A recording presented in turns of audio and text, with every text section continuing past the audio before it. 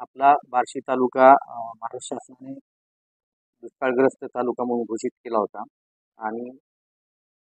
त्या अनुषंगाने टंचाईच्या अनुषंगाने ज्या काही उपाययोजना करायच्या होत्या त्या अनुषंगाने आपण संभाव्य कृती आराखडा जो होता आपला 2023-24चा तो माहे ऑक्टोबर ते जून 2024 पर्यंत आपण टंचाई आराखडा आपला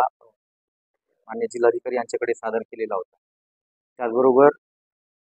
अनेक गावे आपले दुष्काळ सदृश आहेत ज्या ठिकाणी पाणी नाही अशा ठिकाणी सुद्धा पिण्याच्या पाण्यासाठी असेल किंवा इतर पाण्यासाठी असेल चाऱ्याच्या अनुषंगाने असेल मान्य जिल्हाधिकाऱ्यांनी सुरुवातीपासूनच वेळोवेळी याचा आढावा घेतला होता आणि त्याचं काटेकोर असं नियोजन आपल्या तालुक्याचं त्यांनी करून घेतलेलं होतं। आज रोजी जर पाहिलं तर आपल्याकडे एकूण 12 गावांमध्ये टँकरद्वारे पाणी पुरवठा सुरू आहे। आपला नोव्हेंबर ते डिसेंबर या महिन्यांमध्ये पहिला टँकर सुरू होणं अपेक्षित होतं, तथापि जे आपल्याकडे जलाशय होते, धरण साठे होते, मग मध्यम प्रकल्प आहेत, इतर छोटे मोठे आपल्याकडे बरेचसे तलाव आहेत आणि त्या ठिकाणी मान्य प्रांत महोदयांनी सुद्धा जे सार्वजनिक स्रोत आपण घोषित केलेले होते त्या सार्वजनिक स्रोत घोषित केलेल्या 1000 मीटरच्या परिसरामध्ये आपण अवैध उपसाबंदी केलेली होती। त्याचबरोबर ज्या काही विहिरी वगैरे उत्खनन असेल त्यांच्यावर सुद्धा बंदी घातलेली होती आणि त्याचं सुद्धा अतिशय काटेकोर आपण नियोजन केलेलं होतं आणि त्यामुळे आपल्याकडे आज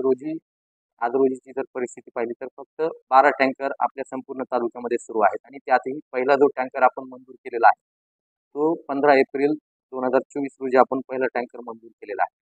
आज जे 12 टँकर आपल्याकडे चालू आहेत त्यामध्ये धोत्रे, कुसळंब, पिंपळगाव, धस, गुळपोळी, गोरमाळे, टोनेवाडी, गाताची वाडी, भोयरे, वानेवाडी, जामगाव, टोनेवाडी, येळम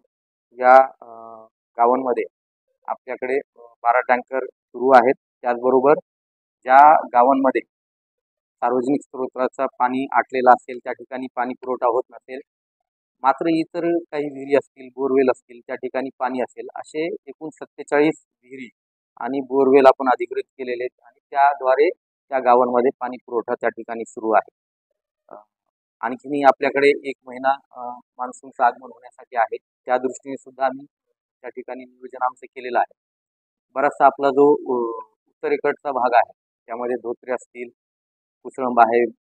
त्याचबरोबर इतर जे खामगाव वगैरे गाव आहेत त्या ठिकाणी त्यांचे सार्वजनिक स्रोत पण त्या ठिकाणी आटलेले होते मात्र इतरही गावांमध्ये कुठेच पाणी नसल्यामुळे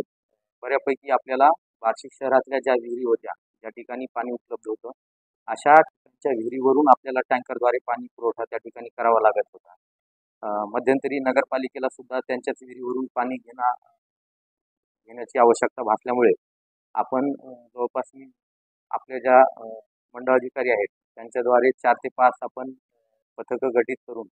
शहरातले इतर ज्या काही विहिरी आहेत ज्यांचं शेतीसाठी आज रोजी उपयोग होत नाही असे जवळपास 10 ते 12 आपण विहिरी त्या ठिकाणी शोधून काढलेले आहेत ज्यांना मुबलक असं पाणी उपलब्ध आहे। त्या विहिरीवरून आज आपण या टँकरना पाणी उपलब्ध करून देतो। इतरही काही गावांचे प्रस्ताव आणखी चालू आहेत, आमचे तलाठी असतील, मंडळाधिकारी असतील, ग्रामसेवक असतील त्यांचं सुद्धा गावावरती असेल किंवा जे काही ग्रामीण भाग आहे त्या ठिकाणी त्यांचं सुद्धा लक्ष आहे आणि ग्रामीण भागातून जेव्हा प्रस्ताव या ठिकाणी प्राप्त होतात तातडीने प्रांताधिकारी यांच्याकडून त्याच्यावरती लवकरात लवकर ते प्रस्ताव त्या ठिकाणी मंजूर केले जात आहेत। चाऱ्याचा जो विषय होता चाऱ्याच्या बाबतीमध्ये आपल्याकडे ज्वारीचं पीक चांगलं आल्यामुळे चारा टंचाई आपल्याकडे नाही, जिल्हाबंदी आपल्याकडे चाऱ्याची जरी केलेली असली तरी आपल्या तालुक्यामध्ये मुबलक प्रमाणामध्ये चारा उपलब्ध आहे। दुसरा जो विषय आहे महत्त्वाचा दुष्काळाच्या अनुषंगाने आपण जे दुष्काळाचं अनुदान त्या ठिकाणी वाटप केलेलं होतं जवळपास 42 ते 43 हजार लोकांना आपण त्यांच्या याद्या